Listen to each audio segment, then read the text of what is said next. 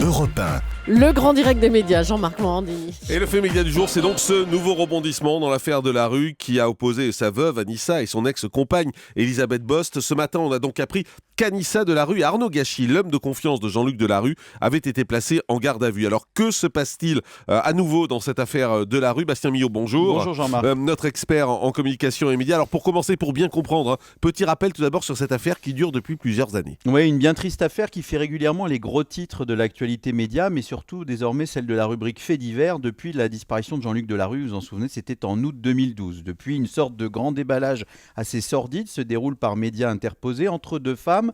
D'un côté, Anissa Delarue, la veuve de l'animateur-producteur qu'elle avait épousé quelques mois avant sa disparition. Elle est l'héritière des biens immobiliers et de la très importante collection d'art de Jean-Luc Delarue. Et de l'autre, Jean-Marc, il y a Elisabeth Bost, qui est l'ancienne compagne de l'animateur et surtout la mère de son fils Jean, aujourd'hui âgé de 7 ans. Le testament de Jean-Luc Delarue l'a privé, Elisabeth Bost, de l'administration légale et de la jouissance des biens que possède son fils. Car en toile de fond, il faut bien le comprendre, c'est une affaire de gros sous qui oppose ces deux camps. Le petit Jean Delarue a hérité de la société de production Réservoir Prod, l'entreprise à succès de Jean-Luc Delarue qui a conçu des émissions cultes dont tous nos auditeurs se souviennent, comme Ça se discute, C'est mon choix ou Star à domicile, mais qui produit encore des émissions très populaires comme Toute une histoire sur France 2 avec Sophie Davant ou les émissions immobilières de Stéphane Plaza sur M6. Donc vous le voyez, Jean-Marc, un catalogue d'émissions et de concepts très important qui vient d'être racheté par le groupe Lagardère, le groupe Lagardère propriétaire d'Europe 1, et qui, en devenant propriétaire de Réservoir, entend bien tenter de faire revivre ces marques cultes qui ont fait les beaux jours de la télévision. Alors cette opération de vente,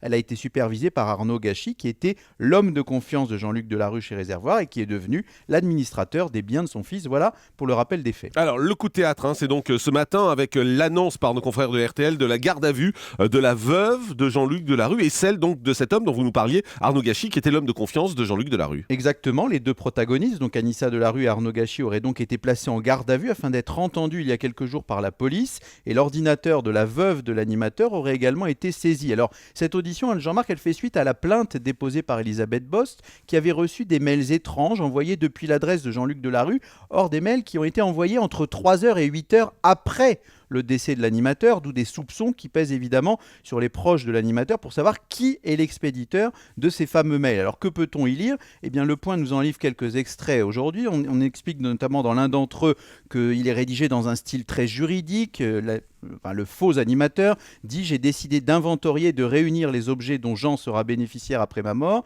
Ils font partie intégrante de ma collection qui forme un tout. Je te demande de respecter mon choix et de remettre ces legs en totalité. » Un second mail demande expressément à Elisabeth Bost de ne pas venir aux obsèques de Jean-Luc Delarue et de laisser son fils Jean à des tiers. La justice essaie donc de comprendre qui a pu envoyer ces mails, dont certains contiendraient même, Jean-Marc, des messages à caractère pornographique. On pensait déjà être tombé bien bas dans cette histoire. Force est de constater ce matin que le grand déballage prend une tournure particulièrement glauque. Effectivement, on parle de photomontage à caractère pornographique qui aurait été envoyé à l'ex-compagne de Jean-Luc Delarue. Alors la question qu'on peut se poser est simple, jusqu'où peut aller ce grand déballage qui n'en finit plus? Écoutez, tout porte à croire que les événements qui ont été révélés aujourd'hui vont à nouveau remettre en marche cette fameuse spirale médiatique infernale à laquelle on a assisté depuis le décès de l'animateur. Les deux parties ne cessent en effet de se répandre par entourage interposé pour commenter ce nouveau rebondissement et tenter de prendre l'opinion publique à témoin en attendant les éventuelles suites judiciaires, notamment de cette plainte pour usurpation d'identité, faux, violence psychologique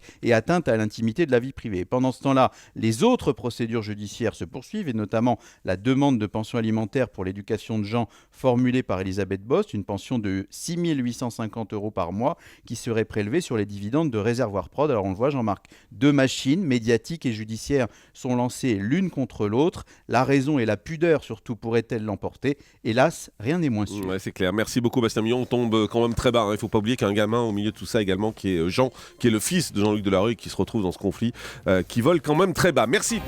Le grand direct des médias, Jean-Marc Morandini.